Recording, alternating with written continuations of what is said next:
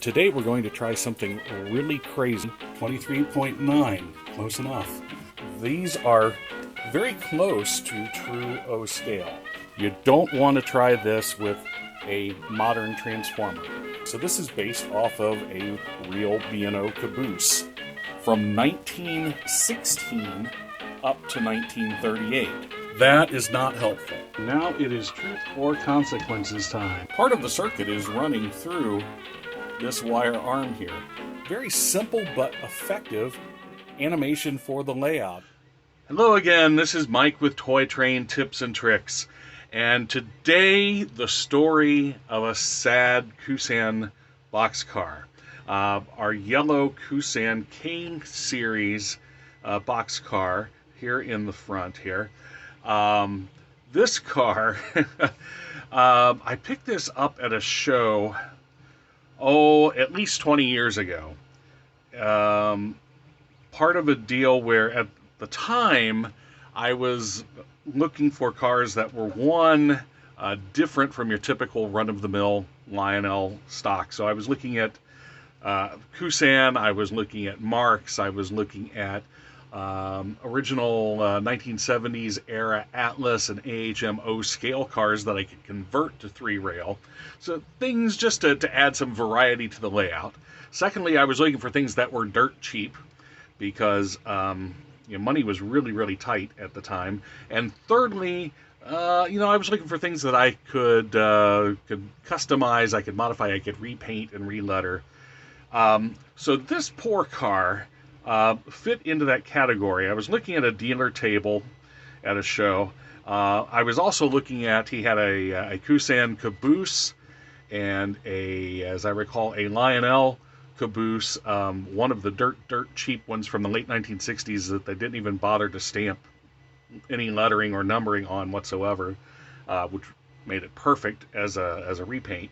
So I was looking at these two cabooses, and he saw my interest in the Kusan caboose. He's like, "Oh, so you like the Kusan stuff? Tell you what, if you buy the caboose, I'll throw the boxcar in for free." So this thing came to me, similar to what you see now, except one truck was completely gone, the other one was cracked and was falling off. So I knew I was going to have to replace the trucks, but I had some spare post-war trucks in my scrap box, so that didn't bother me. It had a pretty bad hand-painted custom paint job, which you can see a little bit of still here. Some of the black on the details just wouldn't come off when I tried to strip it, but it's pretty good. So it had been hand painted, but for the price, which was basically free, it was worth it to get it off the guy's table. I was very proud of myself at that show that I walked in with $20. Imagine taking $20 to a train show.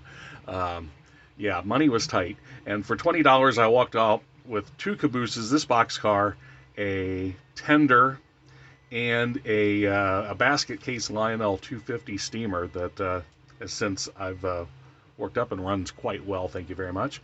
And I still had enough out of that $20 to pay for my admission and lunch, so it was a great day.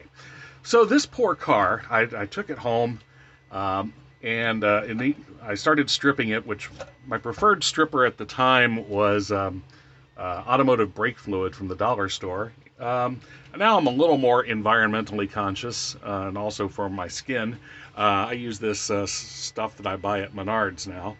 And I usually soak it overnight, and that takes care of most things, either overnight or sometimes it takes 2 or 3 applications. Anyway, so I stripped it, and then I began working on the truck issue, and to my surprise, the remnants of the trucks were a lot more difficult to get off than I thought. So I've got this other Kusan here, this one, one of the cannonball types, which apparently this one was as well. And what I was expecting was that this would be a little plastic pin that just popped out. You could pop the truck off, just replace it, no problem. Well, as it turns out, I don't know if they actually use a glue or whether they inserted the pin while it was still molten plastic, but it essentially fuses to the bottom of the car. And all of these pieces in the Cannonball series, these things do not come apart. And the same thing was with the trucks. Now, even in the K-Series of Kusan cars, they also made, some that were a little better quality, the regular K-Series, and then there were also some kits. Those are easier to get apart. But the ones that were made for the Cannonball were not. Incidentally, what I found, one difference between the Cannonball series of cars, besides being stuck together, and the regular K-Series is if you look at the wheels, this one I know was an original Cannonball car because I bought it that way as a set. And if you look at, there's very, very little detail on the face of the wheel. It is just flat. And not a really good casting. Whereas the standard K-Series wheels, we've got some more detail in there. And it's not a flat casing, it's indented more like a typical realistic freight car would be. As far as the couplers, some Kusans have this, some don't. I've never noticed a pattern as far as whether it was time period or series or whatever. Some Kusans have this, some don't. So anyway, this is not the truck that came with this. When I got around to doing this time, I had a spare set of Kusan trucks handy. Now, again, continuing with the story of this poor boxcar. So I stripped it, I started working on the trucks, and as things would have it, life got in the way, and we had to move, which meant tearing down the layout, which meant boxing everything up, throwing it into storage. And over and over and over again, that has happened with this poor car. And that every time I get to the point on a layout where it's like, okay, the track is done, the wiring is done, let's dig into my project box, something would happen and this poor thing would go back in the project box. And here we are 20 years later, and I'm finally gonna put this on the layout. So what I ended up doing, I used a razor saw to cut the tabs off, and then I got what I thought was a brilliant idea, was that I would just drill this out, and I had some old spare drywall anchors from a project, I think hanging mini blinds or something like that. So I drilled that out, put the anchor in and screw, and you can see that it just screws right in. And after spending a lot of time doing this and working with the drill and getting everything centered and doing it multiple times, then it occurred to me that I could have achieved the same results a whole lot easier just using a self-tapping screw. One of those you idiot moments. But anyway, this does work. So the trick in using the screws is you want to get it tight enough that the truck doesn't wiggle, but loose enough that one, it turns into, you have a little bit of vertical place so you can handle different grades. So, kind of an art. So I will, you can see there's still quite a bit of play in there. I'm going to get some washers that I can put in there, one, to help keep it more centered, two, to add some much needed weight to this all plastic car with all plastic trucks. This thing doesn't weigh anything, so this is definitely going to be relegated to the back of the train near the caboose. Also, got it cleaned up as weather gets warm. It's finally going to get a coat of new paint and some decals.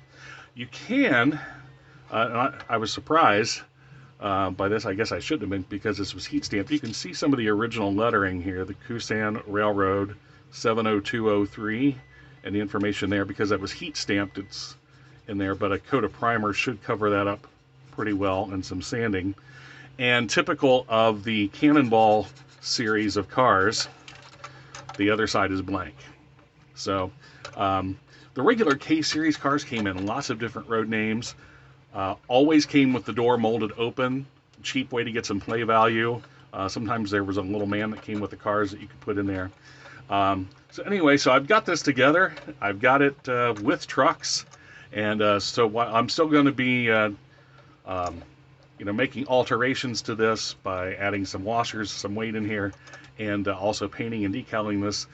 Let's give this thing a run around the layout finally, after spending 20 years, way too long, in my project box. Let's give it a spin on the layout. All right, so we've got our Lionel number 8141 MPC Era 242 with the mighty electronic sound of steam.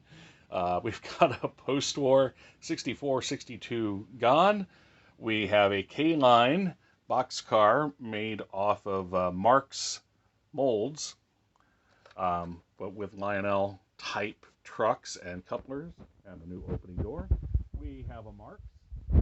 Whoops. Didn't see that puppy was off the track. But using our new amazing coupler adapters, we're attached to the knuckle coupler. We've got a Lionel Scout, again using the coupler adapter. And here it is, our our Kusan K-Series, originally Kusan Cannonball boxcar, making its first appearance on the layout. And at least 20 years since this sucker's been on the track, and an MPC era Southern SP style caboose. And let's give it a run.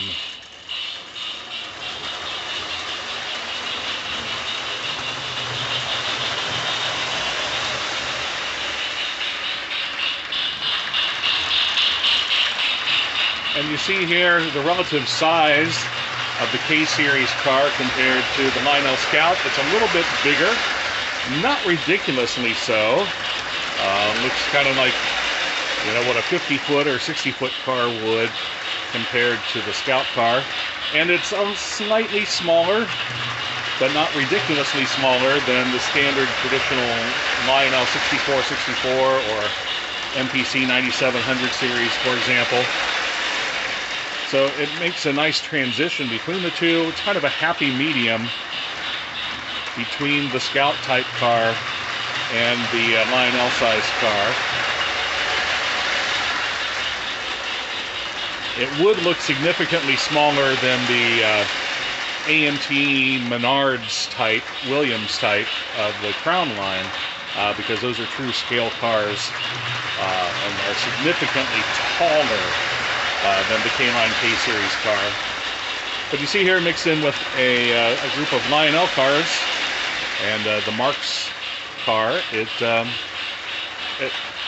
looks just fine proportionally.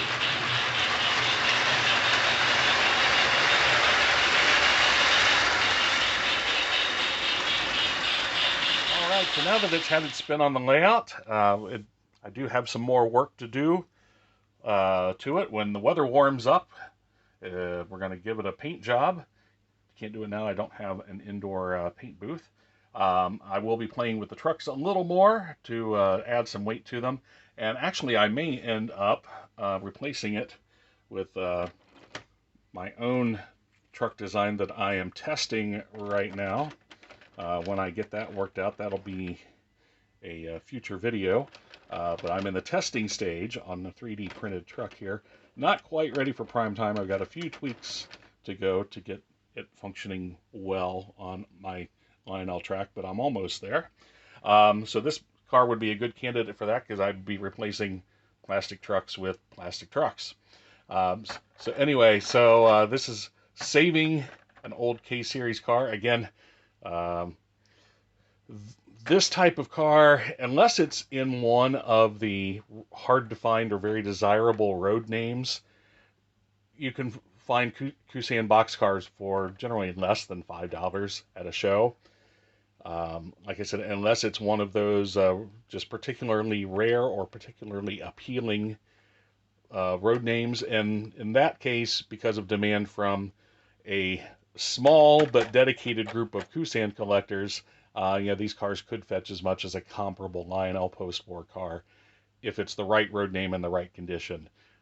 So between $5 most often and up to maybe $50, $60 for something that's really, really desirable in excellent condition. But if you're looking for some fleet fillers, some things that add some variety to your layout inexpensively, don't overlook these at the next show or on eBay. Although on eBay, by the time you pay for shipping, they're better to buy these in a lot of something else. So check out your local shows, your local dealers, and if you run across these K cars, give them a chance. Do keep in mind that they're very lightweight, so you want to keep them at the back of the train. You don't want to put this up front in front of a milk car. You're going to have all kinds of problems. uh, but you know, they're worth your while. They're worth a look, and the price is definitely right. Uh, so thanks again for watching. Like it, share it, subscribe, tell your friends, tell your neighbors, and keep the trains running. And we'll see you next time on Toy Train Tips and Tricks.